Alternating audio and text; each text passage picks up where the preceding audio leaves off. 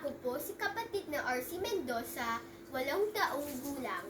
Kabilang po ako sa pagsamba ng kabataan sa Pook GWS sa lokal ng Rizal, distrito ng San Pablo City, Laguna.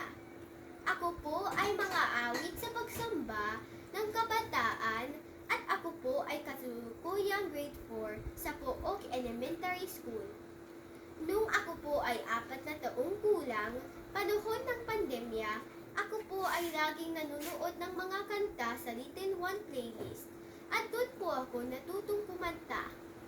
Hindi ko po malilimutan ang unang beses na ako po ay sumali sa Songs of Faith, Love, and Hope sa panahon ng pandemya at ako po ay nanalo ng Best Child Performer. Ang kinanta ko po dito ay ang paboritong INC original music na pakiusap po namin.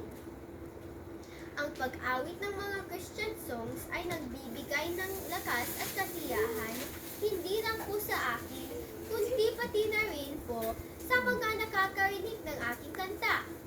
Ang kakantahin ko po ngayon ay ang pakiusap po namin upang magbigay muli ng lakas ng katawan at pananampalataya sa lahat po ng makakarinig ng aking kanta. Sana po ay suportahan po ninyo ako sa aking gagawing pag-awit. Maraming salamat po.